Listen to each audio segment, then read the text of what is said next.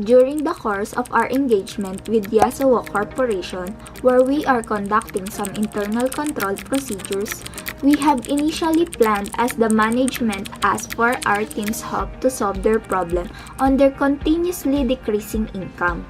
And from the financial statement analysis conducted by our consultants, they found out that there is an abnormal increase in their cost of sales and operating expenses, but a decrease of sales compared to last year.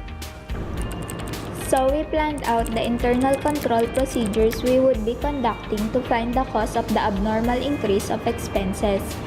So we conducted surprise cash counts to the custodians of the petty cash fund in every department.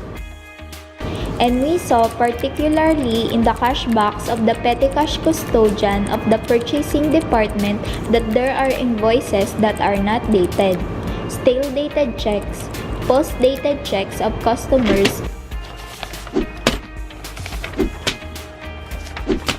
which resulted to shortages when we conducted the bank reconciliation. We also found out that the custodian was also responsible in the recording of the transactions and that no one checks her work. Also, in the sales department, we found out that there are cash sales invoices which were not recorded as sales and was hidden, and the cash receipts cannot be found, and they also record sales when cash is received, resulting in the understatement of sales, thus the understatement of the declared tax.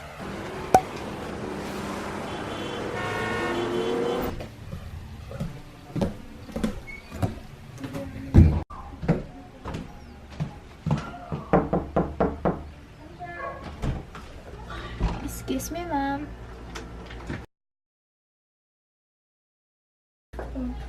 Have a seat. Any updates? Yes, ma'am. Ma'am, what are we going to do about this? What did you say? Yes, I know that we are here as confidential counselors and we have been private to their innermost secrets and the client has been open to us all this time. What right do we have to tell him what is right and wrong? Do we have to be policemen as well as father confessors? I've been in this job for almost 5 years now, Miss B. And I've seen worse cases than this one. And yes, we're here as a confidential counselors. And we're not here to tell them what's right and wrong. But we're here to help the management to solve the problems that they are facing. And it's up to them whether they would follow our advices or not. But throughout this engagement, always remember that we always have to stick to our ethics as a consultant. So if you see a bad practice, always remember to do the right thing because you can do much better than consistently try to do the right thing. But what is the right thing? As you can see, ma'am, this is my first job and I didn't expect to encounter this kind of problem. Do we report this to the authorities? But isn't this confidential? Or are we going to report this just to the management?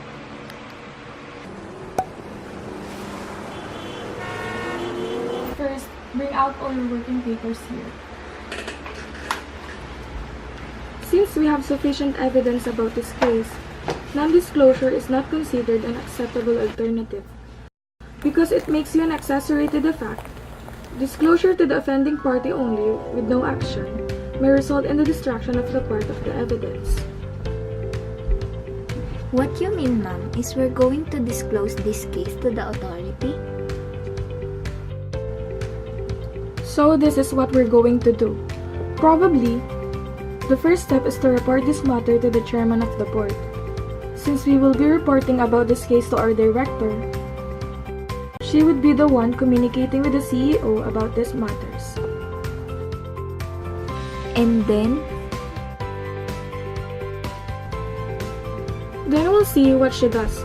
This problem might even get bigger if she is also part of this scheme, which we hope doesn't happen.